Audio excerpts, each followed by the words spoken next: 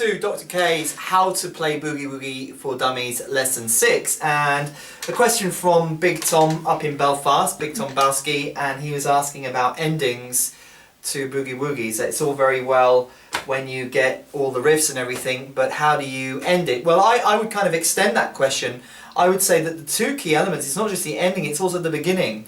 And I think a classic mistake Boogie Woogie players make when they're just learning this style of piano is they go straight into a Boogie Woogie with no intro and no real ending. And the intros and the endings are key. For intros, well, this is supposed to be a lesson on endings, so I'm kind of going to give you a bonus now. Intros. Do you have an intro? A classic simple intro is simply the trill on the augmented chord. For example, the start of Honky Tonk Train Blues by Meade Lux Lewis, which starts on the D augmented.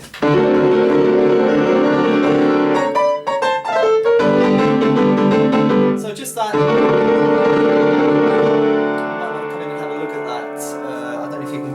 All those notes in.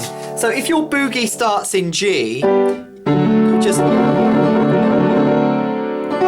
or if your boogie starts in C, which might be more easier if you're a beginner, just play the G7th there in the left hand, and then play the G augmented in the right hand. Can you get all those notes, camera? And just trill them.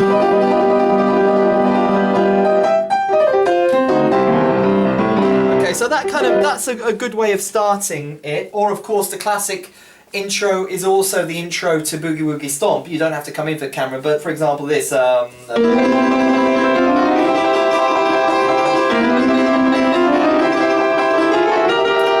really builds up the tension until this almost fits a break.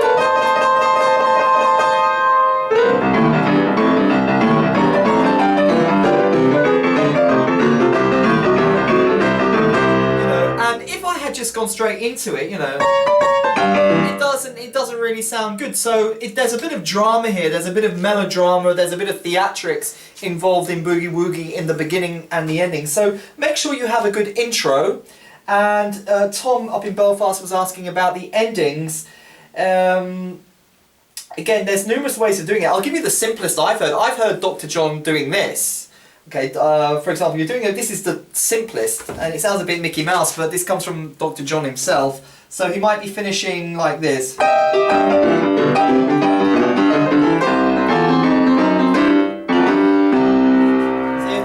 that?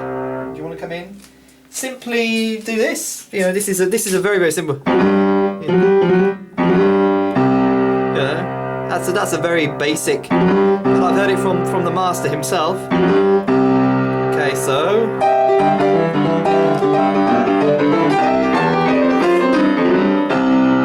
or another version is a kind of make it sort of those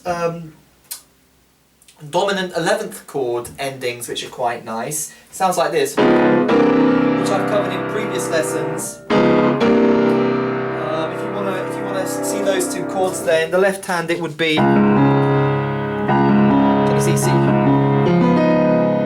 Get all those notes. So if you want to pause it and work out those notes, so and just go down a half step or a semitone. So that's a classic Boogie Woogie ending. I hope you can work out all the notes there and play them quickly. So that would sound like this, for example.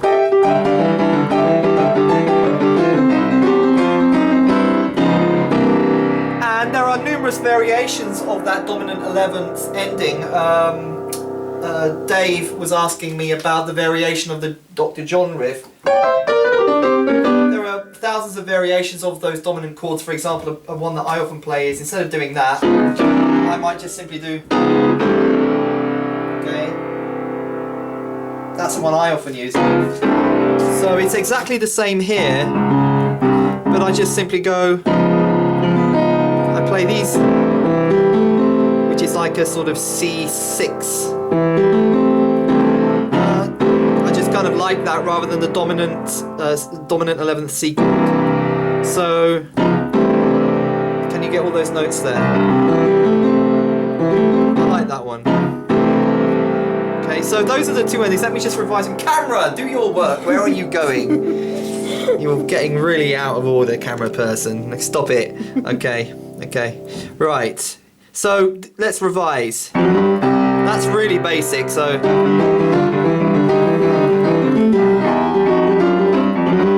really basic. More fancy is the... or a variation on that is simply... and you can trill it if you want as well. Sort of pub piano sing-along style.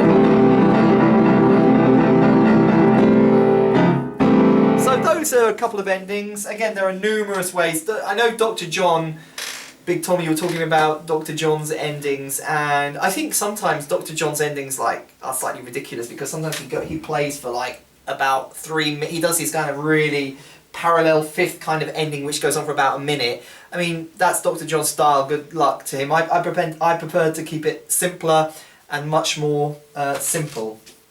Anyway, whatever the ending you use, the point is you need one, and you also need a good beginning. So remember, a good beginning and a good ending make the boogie. It's not just a question of learning your boogies. So make sure that you have worked out your own style of starting and your own style of finishing. And perhaps if you want to do a video response, if you've got your own endings or you've worked out some endings for yourself, just post me a video response and I'll stick it on the comments down there.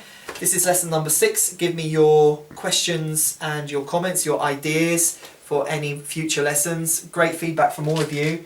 And make sure you press the like button, the subscribe button. And again, your feedback is really, really valuable for me, and God bless you all. This is Dr. K with beginnings and endings of boogie. Here we go.